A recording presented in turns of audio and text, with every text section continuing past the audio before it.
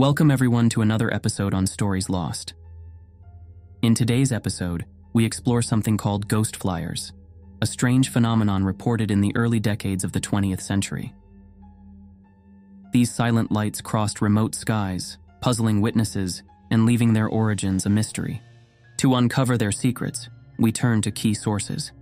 UFO Information, Issue 2, 1979, along with research from Klaus Svan's blog and books, including UFO, The Close Encounters That Shook the World, and UFOs, Ghost Rockets, Light Globes, and Extraterrestrials.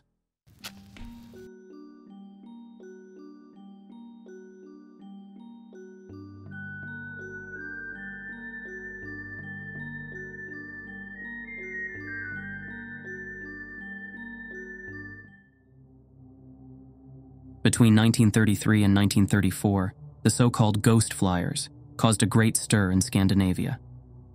Heavy snowstorms and thick fog did not deter these visitors, who were often described as flying light phenomena.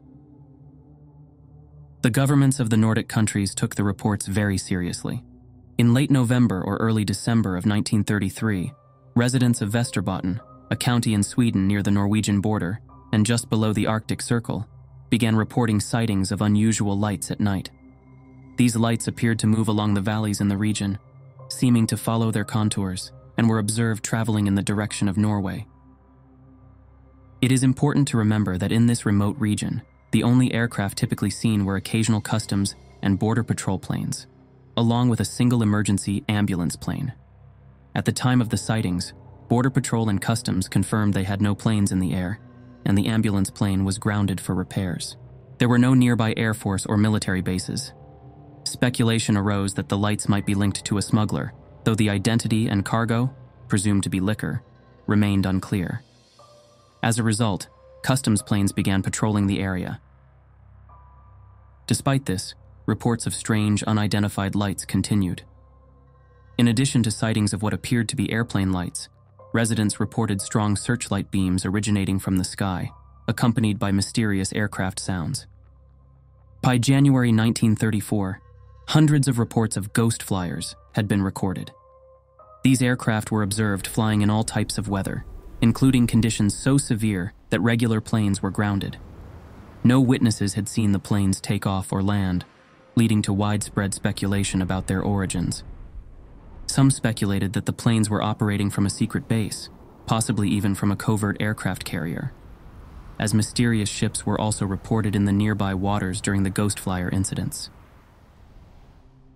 In January 1934, a fighter squadron was stationed in Boden, tasked with searching for secret runways and hidden fuel depots in the wilderness, which proved a hopeless task.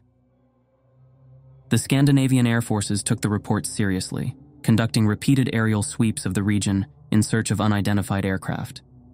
They also shared intelligence with each other and coordinated with local police, who investigated and documented each sighting. The reports poured in as densely as raindrops in a downpour, a Swedish newspaper wrote on January 8, 1934. And it was no exaggeration. On some days, over 100 reports came in about the mysterious aircraft's activity over northern Sweden. After a press release on April 30th, 1934, the Swedish military put a lid on the situation and refused to comment further on the sightings. Behind closed doors on April 28, 1934, General Pontus Reuterswärd drafted a 17-page secret memo to the Office of the Secretary of War that stated, "The collected and analyzed data has given me the impression that unauthorized air traffic has occurred. As a result, while a detailed record of these ghost flyer sightings exists, it's clear from the extensive material held at the Archives for UFO Research in Norrköping that this might not have been a true UFO wave, despite a few isolated reports. Instead, most of the events can with hindsight be attributed to misinterpretations, foreign aircraft violations, and widespread hysteria. Many were misled by the bright star Sirius and the planet Venus. Despite this, some aspects of the mystery of ghost flyers to this day remain unsolved. Many believe that the ghost flyer era was a local phenomenon specific to Scandinavia. This was not the case. Therefore, in UFO Information, 1979, issue number 2, investigators eagerly took an interest in a Canadian case from the same 1930s time period.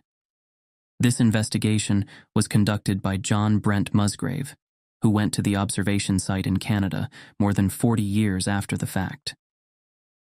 As recently as the mid-1930s, many of Canada's prairie provinces were still on the verge of colonization.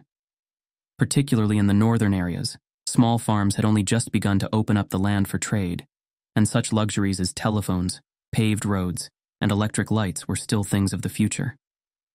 The town of Nipawin in Saskatchewan is located in the northeastern part of the province, and in the 1930s, colonization had just begun.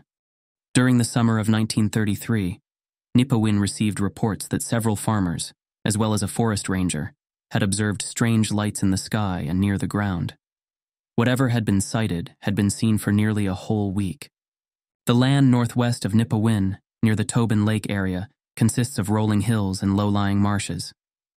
Parts of the area had only started to be cultivated a few years earlier, and much had yet to be done with the land.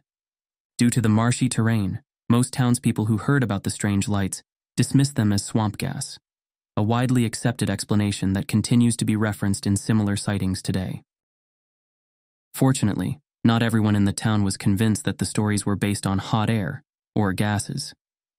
And shortly after midnight on this summer day, 2 men and a woman jumped into a car and drove toward the area where the lights reportedly had been seen, determined to witness them for themselves. They were not disappointed, as a glow on the horizon occasionally grew brighter as they approached in the truck. After driving as close as the poor road allowed, they got out and continued on foot in the direction of the glow. They were stopped about 400 meters from the light source by a strip of marshland that was too soft to cross. But they were close enough. From their advantageous vantage point, they could now see that the light came from a large oval-shaped object, rounded on the top and slightly rounded on the bottom as well. It was equipped with legs, and from a centrally located door or hatch, about a dozen figures could be seen going up and down a staircase-like structure. The beings appeared to be slightly shorter than an average human, and were all dressed in what seemed to be silver-colored clothing or uniforms. They all wore helmets resembling ski caps, and all were busy repairing the craft, working at a very fast pace. All around, a strange silence prevailed, despite the fact that the figures were hurrying or running about.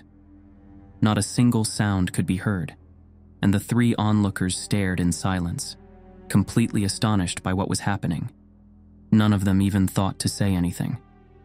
The bright orange light, which came from the machine, illuminated the surrounding area, and the 3 had no difficulty observing the activities. The light from the craft was not only bright, it had a kind of otherworldly quality that none of them had seen before, adding to the mystery of the scene. After about half an hour, they returned to the truck and set off toward the town, hoping to find a detour around the marsh so they could get a closer look of the strange machine, which stood parked in the middle of a marsh several kilometers from the nearest farm or forest lookout tower. When they finally found a shortcut, which might possibly get them closer, they realized they didn't have enough gasoline to get there and back. They had to return home that night. Not until a few nights later did they have the opportunity to return to the spot. It was a clear night with almost a full moon, and they hoped they would be able to see even better. But that night, the object was gone, and not a trace of the shining craft could be seen from the place where it had stood 2 nights earlier. They returned to the truck to wait for dawn. In the morning, they went out to the bog to reach the spot where the object had been, and to see if there were any tracks. There were. 6 large square impressions, which must have been the feet on the legs that supported the craft, showed that an object had indeed stood there on the ground that night. Each impression was 60 to 75 centimeters square, spaced 2.4 to 3 meters apart. They were 5 to 7 centimeters deep. They also found the ground where the base of the staircase had rested. As if that wasn't remarkable enough, there was a large burned mark in the center of the area, covering a circle with an estimated diameter of 3.6 meters. They searched for footprints but found none, even though the vegetation where the craft had landed was slightly pressed down. They had come better prepared this time. One of them had brought a box camera and took photographs of the burn mark and the impressions. Later, 2 of them wrote an article about the whole event and sent it, along with the photographs, to some newspapers in Canada. But none of the newspapers were interested, and those that replied commented, "What kind of party were you at those nights?" Like many other UFO witnesses, these three soon learned to keep their experience to themselves. When John Brent Musgrave investigated the site more than 40 years after the event, he found that the original photographer had lost the images, likely owing to the fact that others had shown little interest in the case. Perhaps copies still exist, tucked away in an attic or wedged between vacation photos in an old photo album. If rediscovered, they may prove to be some of the earliest photographs of a case involving physical traces, where eyewitnesses observed a landing and beings emerging from the craft. Now, an additional 45 years have passed since Musgrave's investigation, yet the mystery remains equally baffling. As we consider the events surrounding the Ghost Fliers, it's interesting to draw a parallel to the origin of the term Foo Fighters. Like the Ghost Fliers, Foo Fighters was a label given to strange, unexplained aerial phenomena. During World War II, Allied pilots frequently reported strange glowing objects that followed their aircrafts. These baffling sightings were dubbed Foo Fighters, a name inspired by the comic strip Smokey Stover, where the character often exclaimed, "Where there's foo, there's fire." Much like the Ghost Flyer sightings over Scandinavia, these encounters left both witnesses and investigators searching for answers. Were the ghostly lights spectral horrors conjured by the mind of a fearful public? Or were they spy planes, or perhaps other phenomena, which fall within the range of scientific scrutiny? Or could something else be haunting our skies?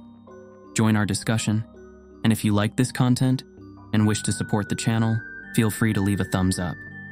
We appreciate you tuning in and staying curious with us here at Stories Lost. Thank you for watching. If you want to support the channel's work in sharing more forgotten UFO cases, go to buymeacoffee.com or our Patreon page. See links in the episode description. Your support is greatly appreciated. Next Friday, we're heading to Norway to take a closer look at an equally interesting but forgotten case. See you then.